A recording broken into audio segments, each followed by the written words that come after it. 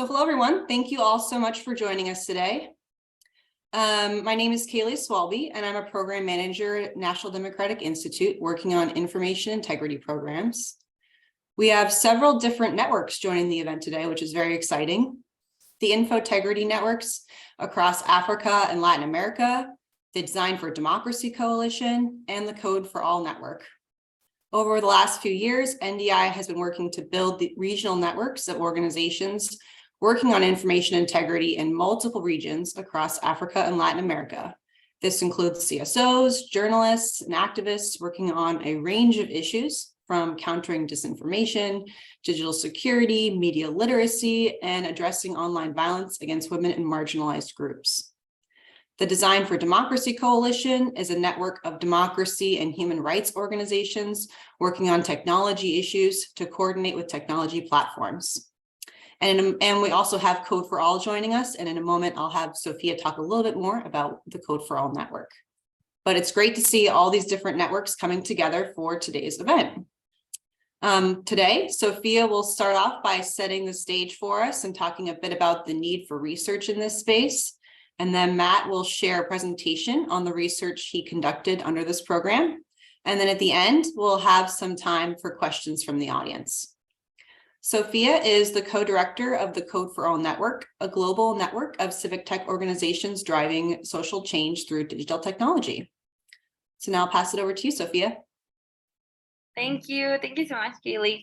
Hello, everyone. Good morning, afternoon, night.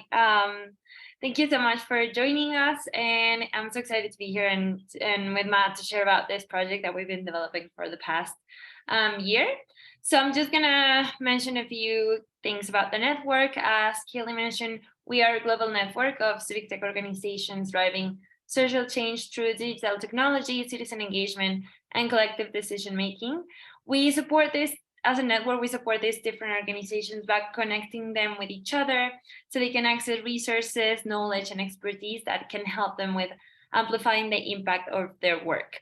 We also focus a lot on providing tools and financial resources for scaling and replicating projects in different contexts, and also for strengthening their internal capacities in areas like financial sustainability, monitoring and evaluation, accessibility, etc.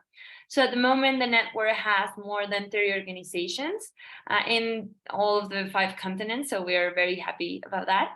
And in the past couple of years, we've developed some projects and spaces with the support of NDI that were focused a lot on the fight against disinformation, this being a really, a problem that has been spreading and growing across the world. And the latest project we have was this one that Matt will be talking to you about. And it was a research project focused on the learnings from organizations that have been working on this issue for several years now, and which are the key lessons that they want to share with those who are in the beginning of implementing disinformation projects. The research was led by Matt Stempek. He's the creator and curator of the Civic Tech Field Guide, which is a database with more than 5,000 civic tech tools. And I'm going to share a few things about Matt. In 2013, he created one of the very first apps for fighting misinformation online.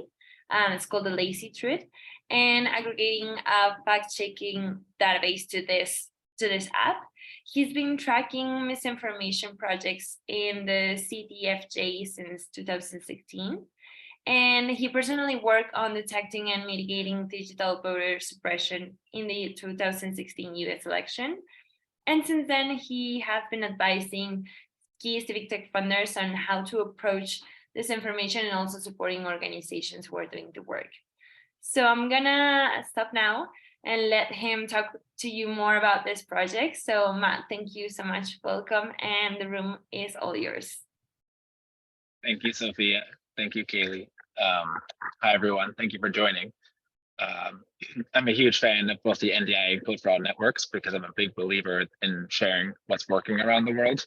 I think sometimes we get very narrowly focused on either our context or our country, and this work was exciting for me because there's incredible stuff happening with different civic tech groups, and I got to go talk to them about it and now share it with you. So we're calling this democracy tech because the work really spans the gamut from, government tech, civic tech, a lot of journalism work, open data, and also the private sector, as we'll talk about. So, multi-sector problems require multi-sector solutions is kind of the key phrase there. But specifically, our methodology was we wanted to look at civic tech groups specifically and how they're succeeding and struggling with fighting disinformation. We recruited our research participants through the Code for All network with some help from NDI's networks, and they were our primary focus because we know there's literally hundreds of groups around the world doing this work. We're also very curious about the role of funding and the struggles around funding and any solutions around fundraising for this work. We also extended a call for interviews on social media and civic tech Slacks, and we ended up interviewing 10 civic tech and disinfo fighting groups from all over the planet.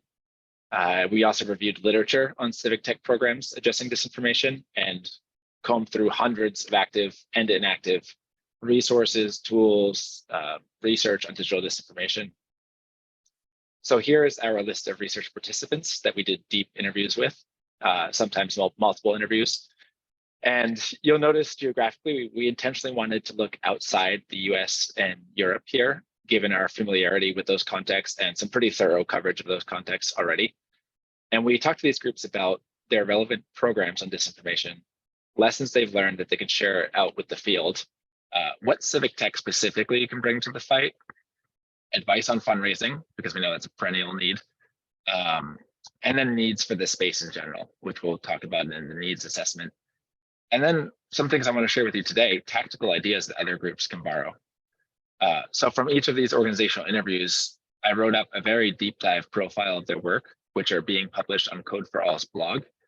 We won't have time today to do justice to the full depth of their work for each group, but those profiles are coming online right now. In fact, some already are, so I recommend checking out the Code for All website if you're excited by any of this. And if you'd like to hear from the interview subjects directly, for some of them, we were able to put together a video in September for Code for All Summit, where they talk about these problems and this work. And they were nice enough to let me share some of their interview clips. So if you'd rather hear them talk about it, that's the link. Yeah, so just wanted to get into some opportunities right off the bat.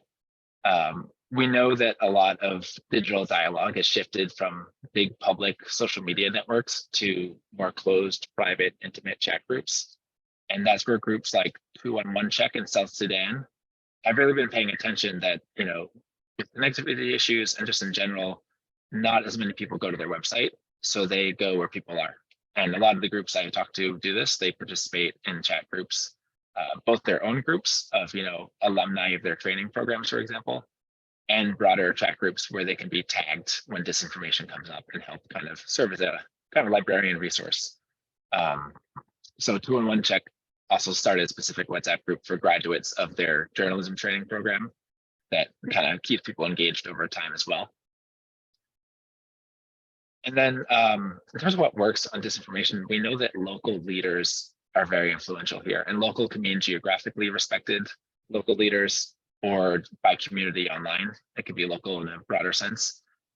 And here I have to thank Nicole Sisego, who's a fellow at the Integrity Institute, for pointing out that this is always kind of a key way to diffuse disinformation is to have a trusted actor speak and enlisting those trusted leaders, for example, around COVID vaccine programs, to go out into communities and vouch for it. Traditionally, this has been very difficult to scale. Political campaigns have tried this for a while. What we are seeing, though, is as local leaders become more influencers online, there are actually platforms. Here's an example of one called Greenfly that the Democratic Party in the US uses, where you can actually coordinate large numbers of influencers and rally them around a cause. So people are beginning to scale local leader outreach around disinformation and around key events like debates or outreach around the census, for example. So that's kind of an exciting development, is taking this relational one-to-one relationship and being able to scale it in a way that's pretty effective around the topic of disinformation. Another approach is to sort of normalize and popularize the practice of disinfo and debunking and fact checking. So this is an example of Kofax in Taiwan that kind of lets everyone be a fact checker. They don't require you to be a journalist. You can go write your fact checks, and then people can upvote the best ones. So you can have competing fact checks on the same disinformation response. And what you get is much more accessible language, and language that people's family and friends kind of understand and maybe resonate with. It's also worth mentioning Kofax is extremely transparent, like most GovZero projects, or all GovZero projects, including their traffic data. So you can see which disinformation is, most interesting to people. Anyone can see without going to the organization. A question I asked pretty much every research interview subject was, do they read the peer-reviewed research on this space? Because there's a lot, and just like it's an active area of work in civic tech, it's a very active area in academic circles. And almost everyone said they don't. And there's reasons for that, including paywalls, inaccessible academic language, and just the lag time of publishing, right? So disinformation online changes on a week-to-week basis. If you look at what's happened with Twitter lately, and publishing cycles can be over a year to get something published.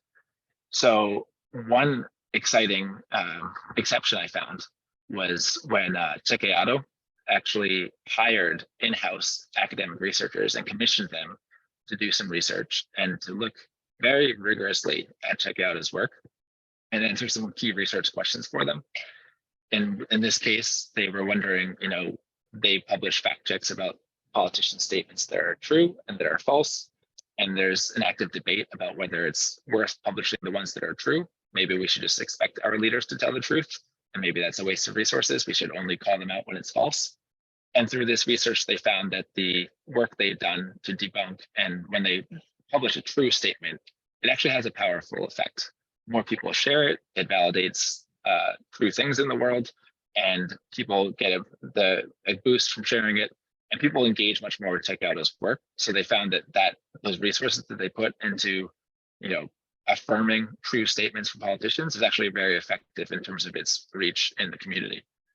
So that I thought was a great example of working with researchers and getting a faster feedback loop between rigorous research and practitioners who are doing the work in the field.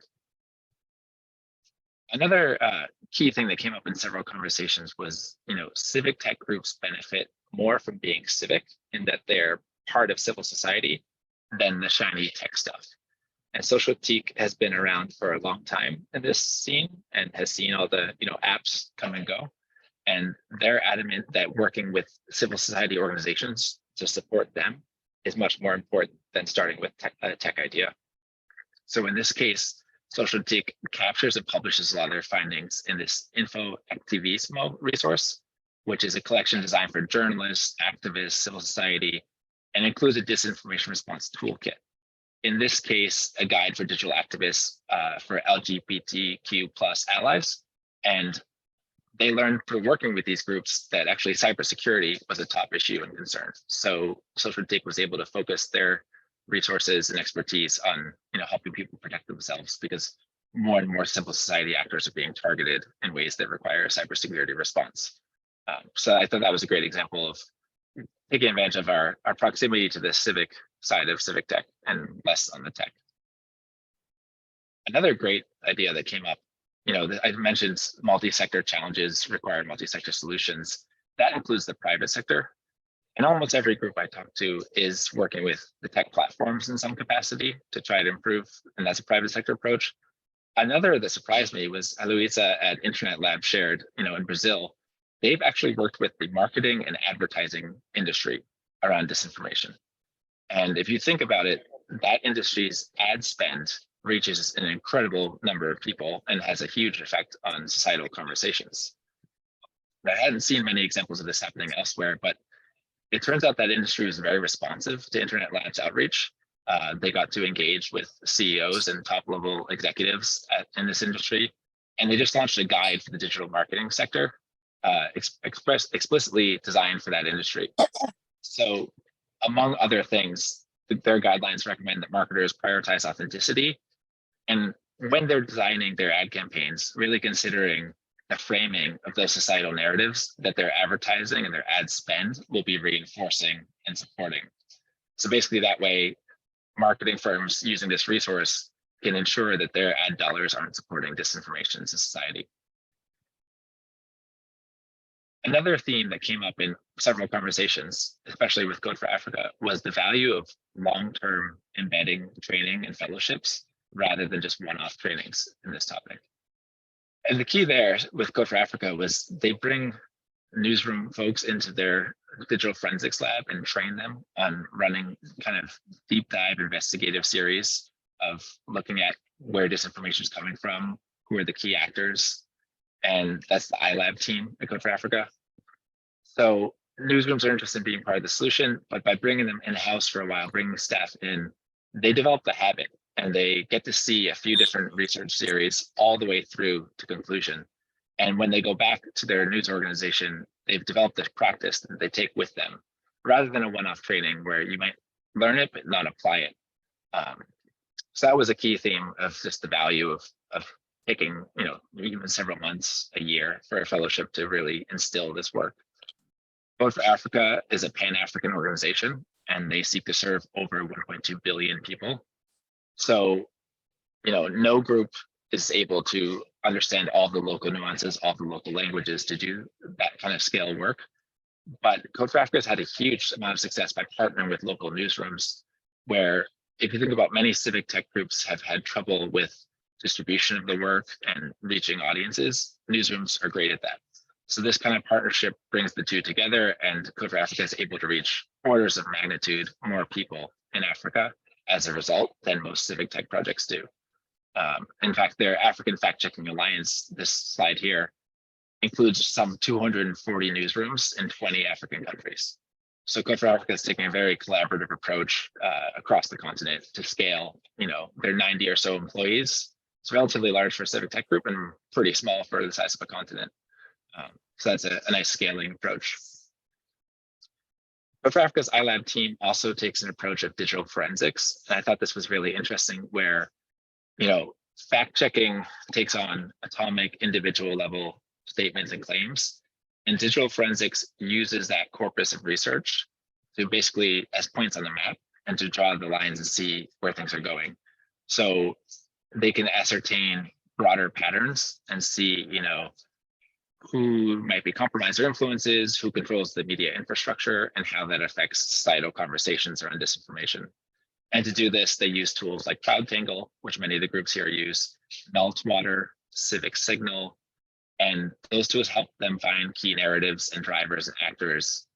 And this way, we can begin to solve the problem of disinformation holistically instead of just hacking away one fact check at a time.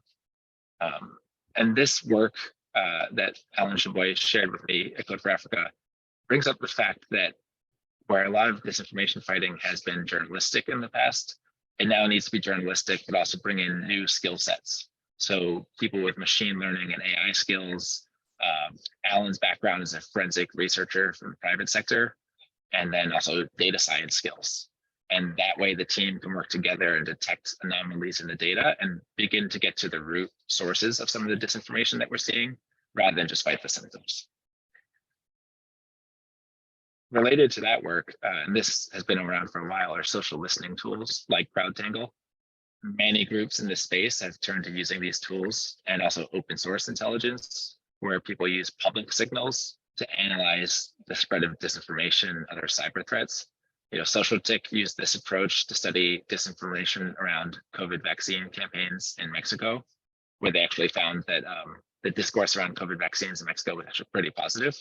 And then they've now turned to looking at migration on the southern Mexico border. A major issue with this work is, first of all, as I mentioned, a lot of conversations are moving to more private, encrypted, closed channels where it's hard for researchers to get access to the data. And then also Facebook is de-resourced CrowdTangle. So Facebook acquired CrowdTangle, which is one of the best ways to look at conversations on Facebook, but more recently has de-resourced the product. So it's not going to be as easy to use in the future. So the good news is many researchers are trying to adapt and move their focus to the more closed kind of chat group channels to understand what's happening. And a key group here, as we look at emerging tech like machine learning, is DoubleThink Lab in Taiwan. They actually developed a machine learning algorithm that uses natural language processing. It can basically detect who's spreading the narratives that have been introduced by the People's Republic of China. So state-funded Chinese media invests to spread their content in other languages and around the world. That's just known. DoubleThink archives different publications from abroad and can actually analyze it and see how are they framing news stories and are they echoing the People of the Republic of China talking points on different stories. And so then they can compare findings across media outlets and determine which media companies are most aligned with Chinese state media. And they've been doing this in places like Australia and Japan, and now they're working on the UK and Spanish language news sources. So really all around the world using machine learning. And in this graph here, DoubleThink looked at state-sponsored social media accounts and internet armies and saw, who's pushing Chinese state narratives, which spans, bots, influencers, and even Western media organizations. So a nice use of emerging tech like machine learning. So those are some of the opportunities and some of the ideas to take up. And then there's still a lot of challenges in this space. The broadest one that was really interesting to me was sort of the distribution of projects. So we think of disinformation in 3 stages, and they're a little bit sequential. You kind of have to do the first to get to the third, but we've got monitoring and research projects like social listening, where we look at, who's saying what and where. We have verification and debunking, projects like fact checking. And then we have actual counter messaging, where you go into the community, you study which messages are resonating with communities, you push back on disinformation, you assert truths rather than just reject falsehoods. And I have to thank Christopher Tuckwood at the Sentinel Project for crystallizing a lot of my thinking here. But looking at the 450 or so projects on disinformation that we've collected, there are just far fewer projects that make it to the counter messaging stage. Part of that might be that you sometimes have to do it sequentially. You might have to do the first 2 stages to get to that one. Another thing might be that it's just really difficult and you have to be based in the communities to really do some of that work.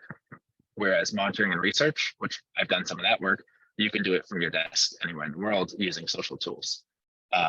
So the counter messaging is often where the most impact happens. That's where we actually are fighting disinformation. And monitoring and research in a vacuum isn't doing as much. We might publish research, but if no one reads that research, there's just limited impact of that work. So this was an important finding for me, that we should really be focusing a lot more on the tip of this pyramid here, where there's far fewer projects, at least in our database of 450 projects.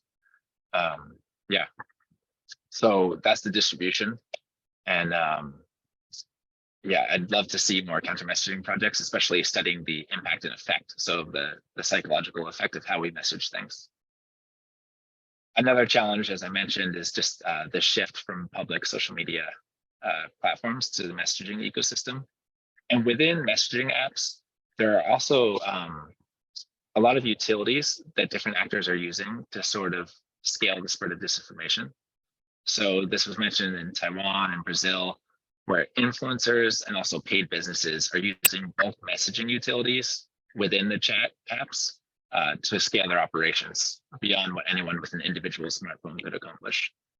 There's also economic benefits to large chat groups that are hard to track and hard to stop and moderate. So groups have pushing disinformation have used things like crypto wallets or Amazon affiliate links to monetize disinformation in a way that's very hard to detect in encrypted chats.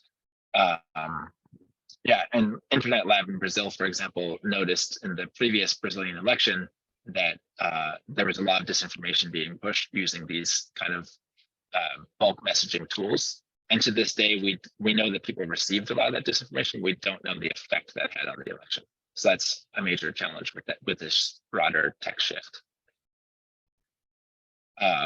A lot of groups crowdsource to try to get reports on disinformation, and the Sentinel Project really emphasized that if we're going to crowdsource in civic tech land, we need to be responsive and we need to provide a two-way communication with the community that's sharing and crowdsourcing data to us. So here's a diagram of sort of how their communication channels work.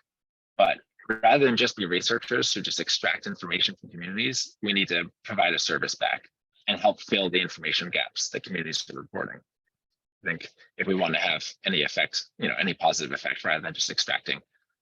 So taking this approach has allowed Sentinel Project to really help people fill in their own information gaps and their own self-assessed information needs. And that might be different if you contrast it with a publication approach where a team of editors somewhere is deciding, what the public should hear about. So that model of publication sort of assumes that the public is a passive actor versus having these two-way conversations that, communication channels, digital communication channels really let us do if we take the time to do it. And you can see some of those channels here in the Sentinel Project's work. Another challenge, also opportunity, fact-checking is incredibly popular globally. I'd say it's up there with the open data movement in terms of just proliferating around the planet and, seeing it in places like Syria where you don't normally see civic tech projects, and just, pretty much every country has at least one fact-checking publication. On the flip side, fact-checking often occurs in a vacuum. And, over 25% of our disinformation project database are fact-checking projects. But there's mixed research on whether traditional fact-checking is effective in the broader context of disinformation warfare.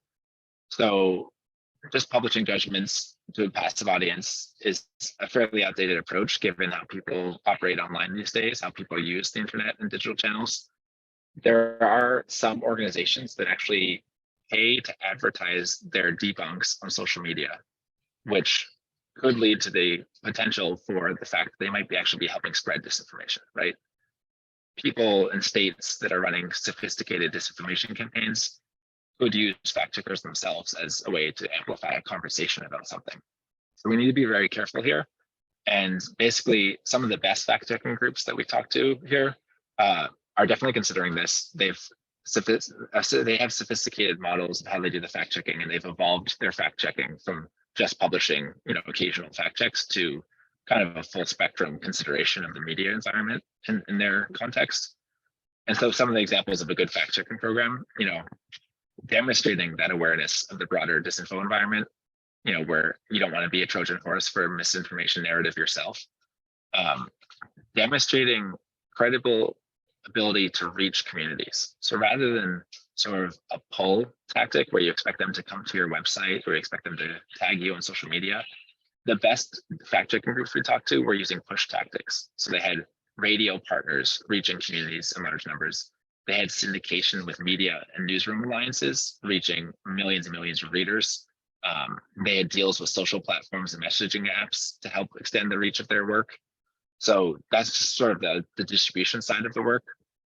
And then some of the best groups also study how their debunks and fact checks are actually being received by the public, what effect they're having, experimenting with alternative approaches and different formats for improving the results of their work, rather than just continuing to do the same kind of fact checking we've always done. So that's just sort of a start, but I think there's starting to be a divide between traditional fact checking. This is just sort of a newsroom approach, and these more kind of like Cliff Rathke's digital forensics, where you're really considering the broader media context that you're operating in as you do the work. So in each interview I did, we conducted basically an open-ended subject-guided needs assessment where interviewees shared what they feel are the top priorities for misinformation management and their work. Probably not surprisingly, funding was the most stated need, which we had a feeling coming in about. But within that answer, there was actually considerable nuance. Respondents emphasized the challenge of inconsistency of funding more than a lack of funding. So just knowing the year-to-year budget, and a general fear that funders see disinformation as a hot trend, but that can pass over time. And several of these organizations have been around long enough to see the different trends come and go. Also different countries that receive funding, the funders kind of shift the priority depending on what's going on in the world. And that can be really tough for civil society organizations to plan around. And there's definitely research out there that media attention to different parts of the world can determine funding levels. That's just part of the work, but within this, organizations are really stressed about aligning the work that they see as the most impactful with the current call for funding, whether that's a theme or a geographic focus, just trying to line up what funders want and what they see as actually having the most impact. In terms of what works for funding, successful founders and organizations that have been around over 10 years have said that it is a constant challenge to raise their budget each year, but that diversifying helps. So in general, many of the groups here accept funding from governments, when they see it as aligned, tech companies, and other sources. What we didn't find a lot of was private sector market support for this work. And it's worth noting some organizations like Code for Africa have actually figured out how to self-organize with other civic tech and civil society groups and put together a package deal to funders, where funders can kind of fund one group and they sub-grant, and the different groups complement each other. So if you think about a newsroom and a civic tech organization working together, that was a great approach. The other big need that groups identified was just knowledge exchange. It was second only to funding, where just understanding from peers working around the world what they're doing in this work, what's working, maybe within a specific type of the work. For example, looking at Telegram chats, how do we keep up with what's evolving in the space? So this was definitely an opportunity where NDI or another funder could kind of convene civic tech groups and specifically practitioners actively in this workspace to get together and share, what they're doing and share resources. I definitely brought up both My Society's TIC-Tech program that's focused on the impacts of civic tech, and also MisInfoCon as two potential venues for this kind of conversation. But it sounds like it's still a need, and having the time to write up your own work and also learn from others was a major issue. So maybe micro grants or something specifically around sharing work could be useful. And then lastly on this slide, technical knowledge was definitely a need. So most groups don't consult academic literature on this work. The space is moving very quickly, even on a weekly basis. So just knowing how to do certain things or whether certain approaches work when you're looking at, for example, social network data, was definitely something that groups are interested in. On the question of data access, this has always been a concern and is becoming increasingly a concern as there's more, private closed social networks. And also some of the new social networks just aren't in a place of the same maturity. So I got the sense talking to several groups that working with TikTok right now, for example, feels like working with Facebook in 2007, where they have all the momentum and tons of growth, but this aren't there in terms of having teams that work with civil society or, providing data access or things like that. Facebook's own decision to acquire and then de-resource CrowdTangle is definitely exacerbating this issue. This slide is from the US Senate. There's actually legislation trying to enshrine access for researchers to societally important, data about this. There was also talk about pooling data on disinformation between civic tech efforts, which is a great idea. It has been challenged. For example, Facebook went after NYU's Ad Observatory for doing something like that. And then, so Wu at Doublethink Lab pointed out a nice side of this, which is any disinformation campaign trying to game the algorithms on public social platforms inherently have to do that in public. To get the algorithm and the trending algorithm to promote your work, you need to leave a lot of signals of, retweets by bots, for example, that then researchers and forensics people can go in and see, how that work was done and who was involved. So when it's a public social network, there's actually a benefit to being able to see, how the disinformation campaign unfolded, because it has to be public for the algorithm to pick it up. Okay, and then I just want to share some resources with you because we promised. So all of this work is publicly available. The 450 projects that we collected over time are in the Civic Tech Field Guide. So since 2016, we've been tracking this topic. And as part of this research, we've gone in and revamped that section. So there's over 450 projects in the Fight Disinformation database here. This is the front end view. So this includes tools for fighting disinformation, media literacy programs, which were very popular, campaigns and programs and resources, organizations. And so this database serves tens of thousands of unique visitors per month. We'd love for you to be one of them if you're not already. And it's all open data. So you can also access the back end, the raw data here of these 450 projects. We've merged our data with data from the Countering Disinformation database. and we updated that data set, eliminating inactive projects, or at least marking them as inactive if they're not online anymore. We have also added the type of project for all entries. So is it a tool, or is it a report, or is it an organization? So you can filter by what you're looking for. Yeah, and then we will also confirm the geographic location for most entries, and also whether it's active or inactive, because a number of them are inactive. So here's just a dashboard of these 450 projects that's also available for you to play with. Looking and analyzing this data set of 450 projects, we noticed that tools and platforms for disinformation fighting are some of the most common types, but only 60% of those are still active. Fact-checking publications, as I mentioned, are a very common type of project with a huge geographic spread. The US is definitely a large center of gravity for a lot of this work. That could be biased in our data, but I think the finding would likely stand. And then at least 88 of the projects in this database are no longer active. So if we just look at if there are there patterns of why a project doesn't stick around and why it has to eventually go offline, the three things we found were browser extensions and plugins of any kind don't tend to last too long. Projects that are depending solely on crowdsourced data for their core activity don't tend to last so long. And then disinformation fighting services that tried to be for-profit ventures didn't last too long. So hopefully we can learn from that. And I just want to close here before we open the Q&A. Looking forward, some of the key trends here. We've talked about platforms a lot. Many of the groups that we interviewed receive funding from the big tech platforms, even if it's through participation in the International Fact-Checking Network membership, which comes with tech funding. This funding is really important to sustain the work. At the same time, it could diminish the volume of these groups' criticism of the tech platforms. I don't think it prevents them from critiquing the platforms, but it might have a diminutive effect on it. And then every group I talked to was very interested in talking to product teams at the tech platforms. And so I definitely had the opportunity to promote NDI's Design for Democracy initiative, which is one place that happens. Influencers I've talked about as local leaders, but they play a very meaningful role in misinformation management, both positive and negative impacts.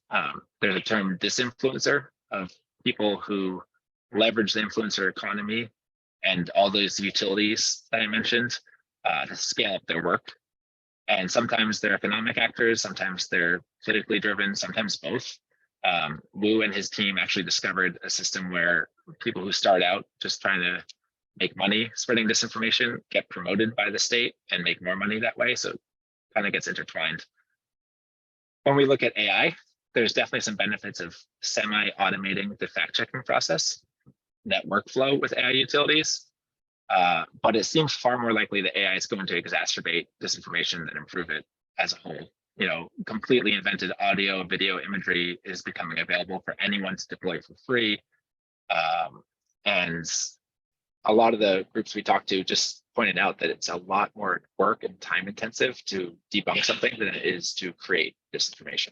That was true when the disinformation is text, and now it's increasingly going to be true with video and more multimedia approaches. So engagement-based approaches like investing in local civic and media literacy and actively deploying community leaders, supporting strong journalism, I think those are going to be more important than ever in the AI era. And just to end on a positive note, one trend that we heard about was maybe a collective immune response is emerging. So beyond, you know, discrete media literacy programs to try to upskill people's media literacy, people are just learning over time. Aloisa at Internet Lab in Brazil shared that after the 2018 elections, where disinformation was huge on WhatsApp, people just became more concerned about what they saw in messaging apps. They became more careful about starting political fights with friends and family over disinformation they saw on messaging apps. So as we shift to more smaller, intimate digital conversations, that might dampen disinformation's reach. There's an idea that Stephen Johnson put in the book, Everything Bad is Good for You, which basically posits that the public can get savvier on topics over time.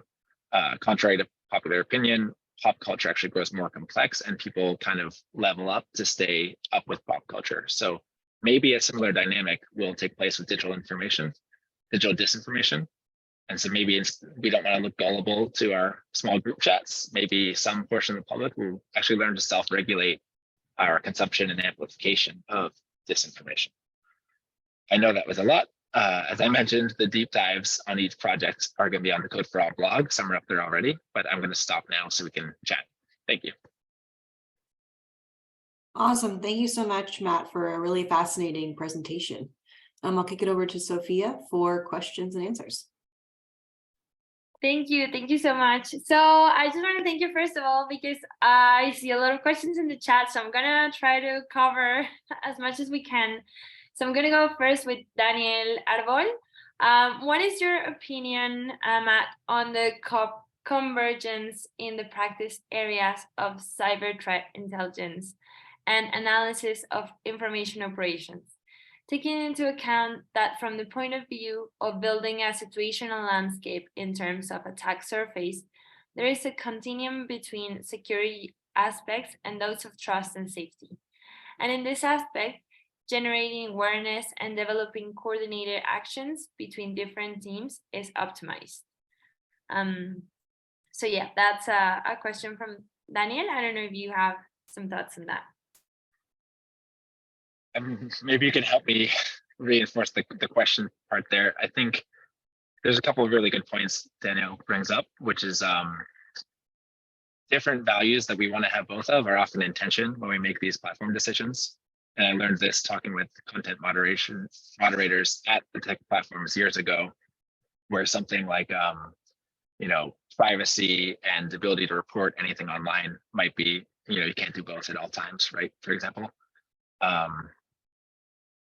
There's no easy answer for sure. Definitely not one that I can give right now.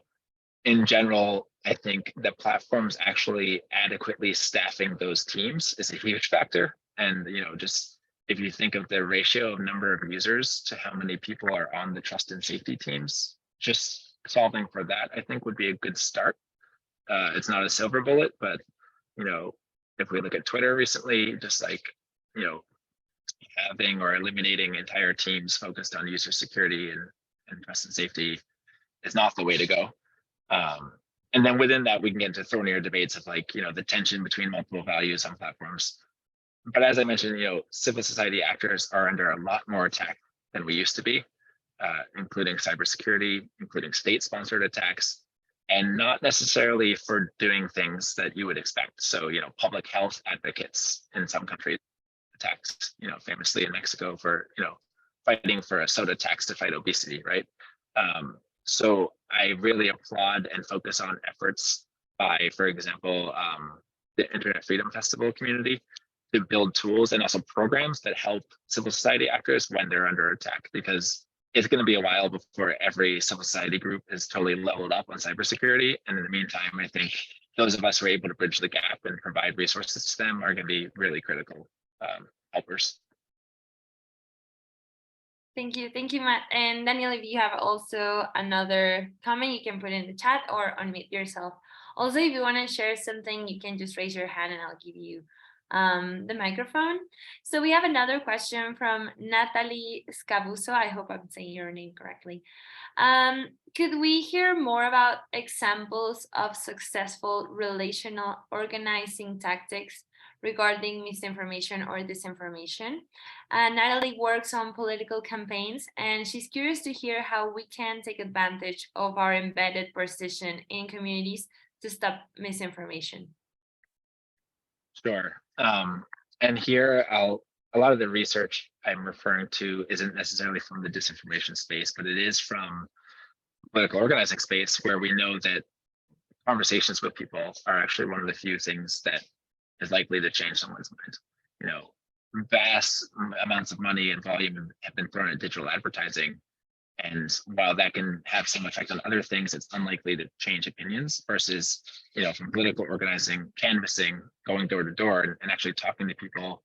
There are projects that Mika Sifry has written about, for example, that are looking at that door to door conversation and how we might bring sort of the randomized controlled trial and kind of more data-driven approach to this very qualitative human conversation and see which conversations can move the needle for people. In the disinformation space, one example is the Mormon Church came out in support of its members getting vaccinated.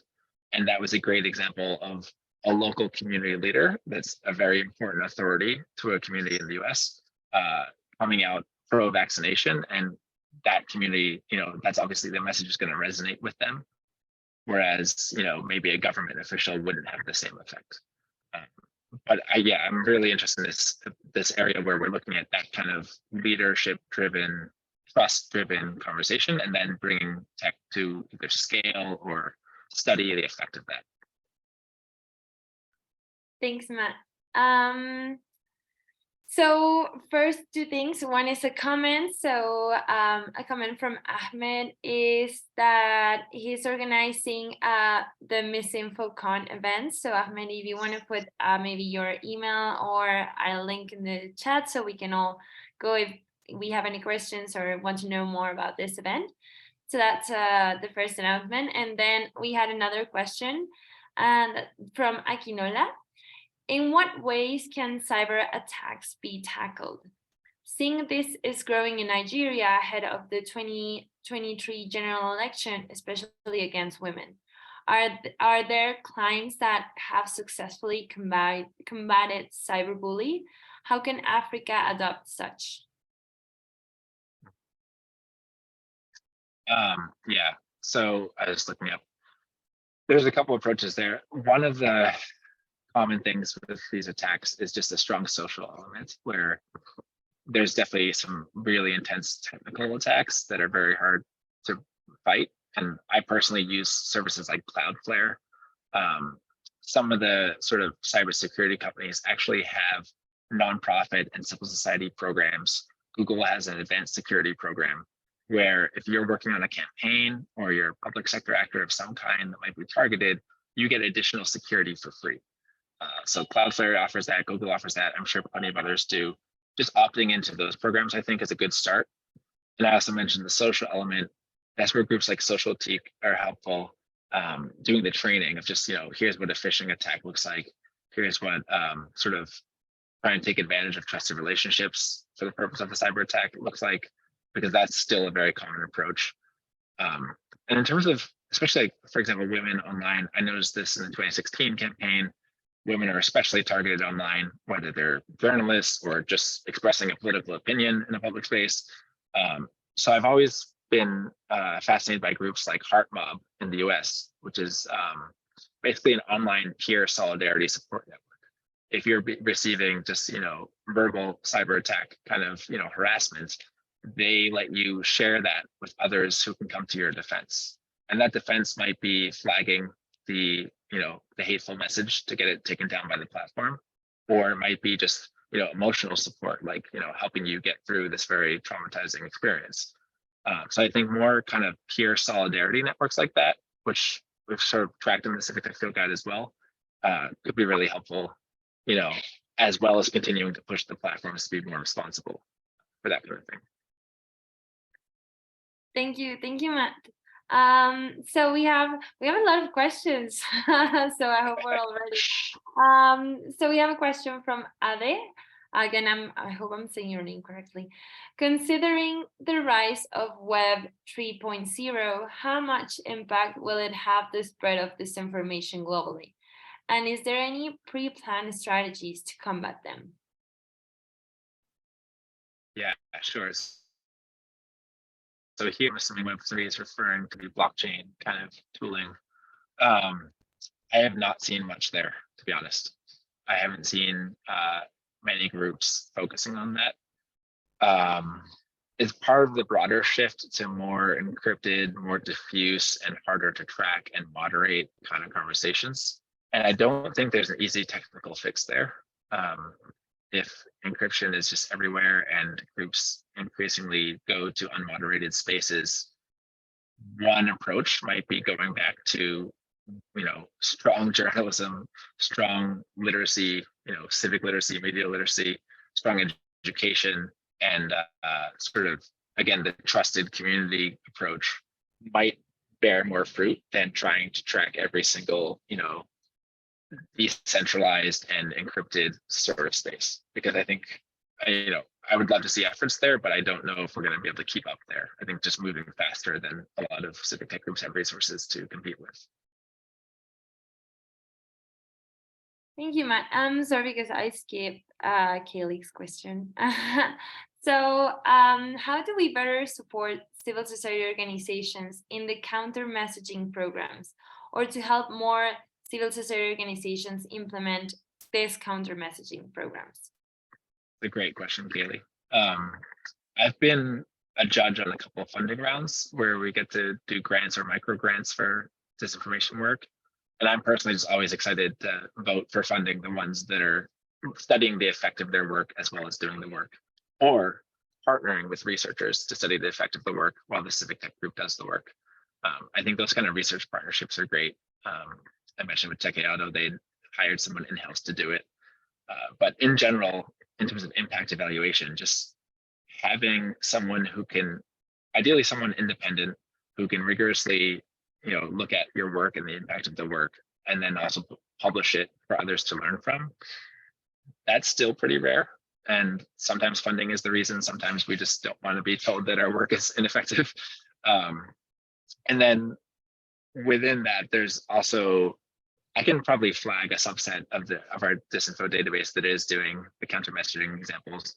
But yeah, I think funding them is a great start, or promoting collaboration with researchers that can study it for them if they don't have the in-house capacity, which is fair. We don't always have the in-house capacity to research our impact. That's something very true. Sometimes capacity is something that we need to take into consideration, definitely. So I'm gonna just share another question, and I think we should wrap it up because we're about to get to the deadline. So this one is from Theo regarding this slide with the pyramid graphic. I'm not sure it's fair to say that research is ineffective in relation to other interventions to combat disinformation. I think the question is how research can be better applied to inform programs. Have you seen cases where research effectively informs practice? Yes. And so I should say I've been a researcher in a past life. I'm a researcher now on a freelance basis. I don't think that research is ineffective. I think it's ineffective if that's all that happens, if we leave it at that. And frankly, if we're publishing in a journal that 10 people are going to get past the paywall to read and none of them are practitioners, I think it's pretty ineffective. So I'm always excited about research that makes it to the practitioner world. That can be done in various ways. The Techeado example of actually hiring researchers. I mentioned TICTeC, so My Society's Impact of Civic Tech Conference is always one of my favorites, and that's because they bring together civic tech practitioners, also bring together academics who are studying and really rigorously challenging what impact we're having, but we're all at the same conference. So whether it's a formal research partnership or just chatting over coffee, breaking down those barriers between practitioners and academics. I learned a great phrase from Sasha Cassandra-Schock about just the activist researcher approach, which is like, you can be a scholar and involved in your field. I'm sure many people here that do research are, but like taking the time to not just write up what practitioners are doing, but also share back, and maybe share back before the journal gets around to publishing your work, because we know that takes forever. So, preprints, sharing data with the community, sharing back from everyone you interviewed. It's something I tried to do in this project, was just like, what are your needs? If there are introductions I can make for you? I know I'm taking an hour of your time, and you probably had calls like this before with researchers doing interviews. Is there anything I can contribute back in exchange for, the hour I took? All those approaches I think are really helpful, but basically just linking the research you're doing to the actions that people are taking in the world and getting that much faster feedback loop. The research is super valuable, but it needs to be so much faster feedback loop to the practitioners. Definitely. Thank you so much. I'm going to wrap it up here. I'm just going to pass it over to Kaylee that she's going to close. And also, there have been a couple of questions in the chat around if we're going to be able to access this recording afterwards and the slides. So I'm just going to leave it up for Kaylee and Matt to share this information. And I just put in the chat. Yes, I was staying in touch slide, sorry. Yes, thank you, Matt. Also, I put some links in the chat. If you want to keep on following up this project, we're going to be uploading some additional information that we've developed and so on. So you can either join our website and take a look from there, or you can also sign in for our newsletter, and you're going to be receiving updates not only from this project, but other things that we have in the network. And thank you, Kaylee. Talk to you. Awesome. Thank you so much, Sophia and Matt. This was a great presentation. Lots of really interesting food for thought here. If you have further questions that maybe didn't get a chance to be asked today because of our limited time, I'm going to drop my email in the chat here.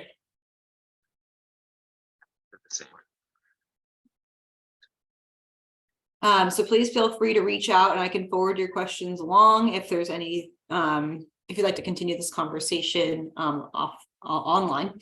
And also I'll ask my colleague Maddie to drop her email in the chat as well.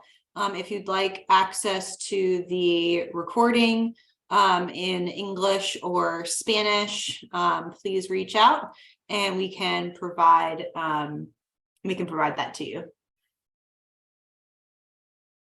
Perfect. Thank you so much, everyone. Thank you. Great. Thank you all so much for joining us today. Thank you. Talk soon.